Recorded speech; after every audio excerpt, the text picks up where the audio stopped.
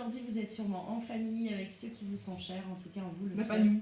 pour fêter Noël. Alors, petit papa Noël, quand tu descendras du ciel avec tes jouets par n'oublie pas mon petit soulier.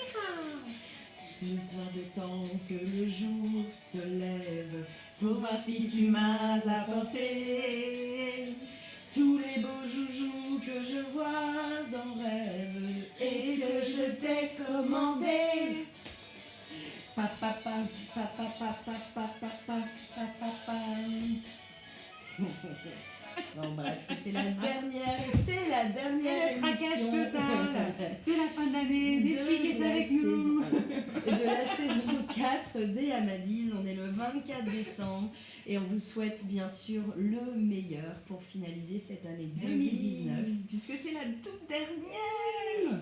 C'est la dernière émission de la saison. Donc ce soir, on a choisi de répondre à l'une des questions qui nous a été posée, qui est la suite. Donc, On parle d'avenir. notre sujet de ce soir est qu'est-ce que je vais devenir après ? J'ai des problèmes de dos, etc. Qu'est-ce que je peux envisager ? Quelles sont les reconversions après la photo ? Et oui, parce que c'est vrai que je pense honnêtement qu'après quelques années, quelle que soit la spécialité qu'on a, c'est forcément une question qu'on s'est posée et elle m'a traversé aussi l'esprit et j'ai été très sensible à ce sujet quand on a eu la question qui est tombée parce que je me pose aussi la question. Là, ça va encore à peu près, on tient le choc.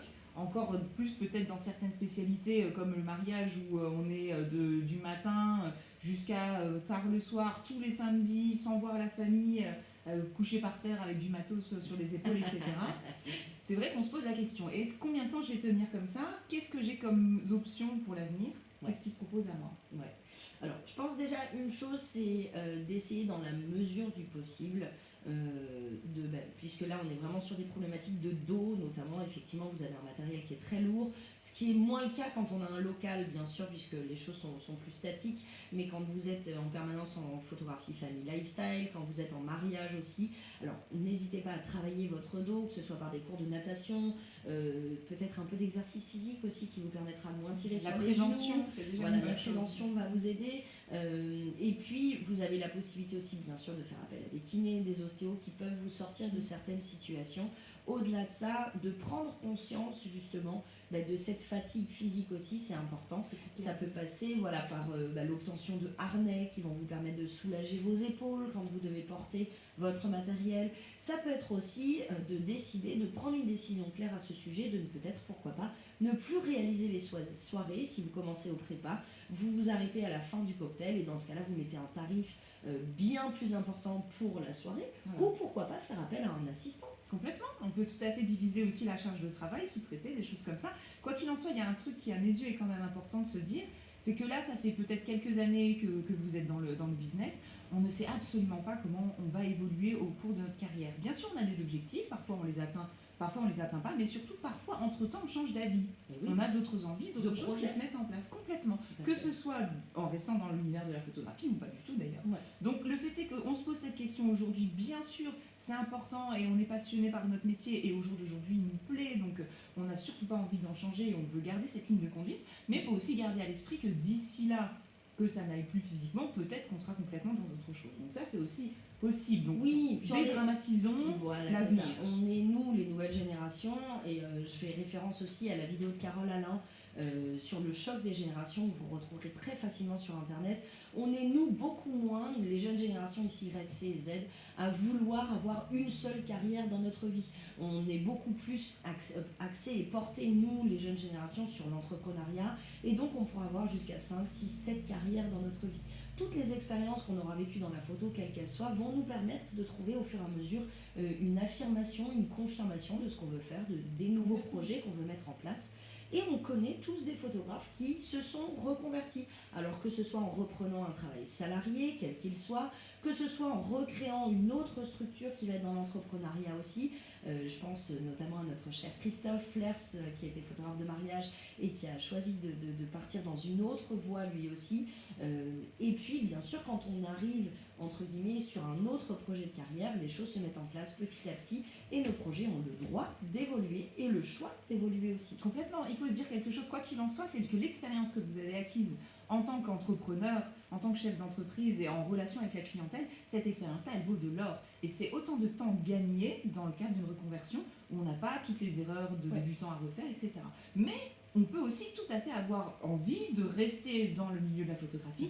Et il y a des options complètement par rapport à ça pour se ménager un petit peu. Alors on en a parlé un petit peu là en coup de vent, on parlait du fait de sous-traiter, entre guillemets, ou de laisser à d'autres photographes plus jeunes, c'est horrible de dire ça, de leur laisser peut-être la possibilité de faire ces tâches un petit peu plus difficiles. Là, on arrive un petit peu dans une espèce d'agence en disant on crée une signature forte, on crée une marque forte, avec la possibilité de la reproduire suite à de la formation, donc on formerait d'autres photographes à notre style pour pouvoir ensuite les placer sur les différents événements ou créer quelque chose d'un peu plus reproductible. Là, je pense notamment à différents concepts qui se sont lancés en France dernièrement, que ce soit le concept de la franchise photographie, comme le concept de Grenadine, notamment, qui est basé à Melun au départ, qui s'est ouvert à Nancy, puis à d'autres endroits en France. Je pense aussi au concept de Sarah Ami et Mélanie Doué, avec mon ami photographe, qui est vraiment un soutien justement dans le développement de ses activités en étant photographe. Il y a aussi les structures qui ont été lancées par Samuel Malaric, avec Julien Gage au départ, qui était un des précurseurs l'année dernière déjà. Et puis bien sûr, vous avez des possibilités de trouver des second shooters, des assistants par plein de groupes Facebook qui existent et qui sont là pour vous aider dans votre quotidien. Envisager une reconversion, c'est jamais une mauvaise chose, bien au contraire, si ça fait partie des projets que vous avez. Et puis, bien sûr, toutes les solutions existent. Il faut simplement continuer à se former, s'informer et en parler autour de vous. C'est ce qui vous aidera à prendre la décision qui vous correspond le mieux. Bien sûr, profitons aussi un petit peu de cette fin d'année pour se remettre en question et pour reposer les objectifs et les envies.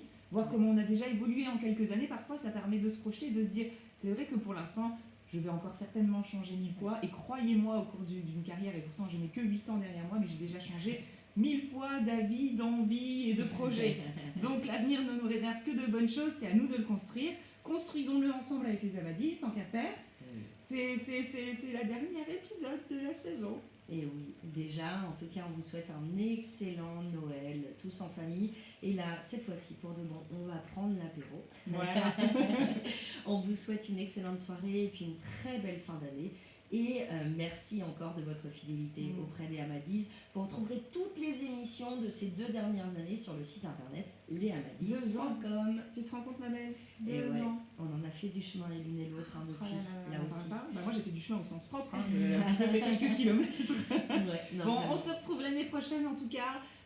Surtout profitez de ce petit laps de temps, de petite pause, pour nous poser toutes vos questions, pour tout ce qui a pu vous traverser l'esprit, pour qu'on puisse justement construire la suite des Amadis. Sans vous, on n'est rien. Donc on est là pour vous, et puis bonne année. Et cœur avec les mains, joyeux Noël à vous, plein de bonnes choses à vous, et puis merci à chacun. Ciao, ciao. Et bonne continuation.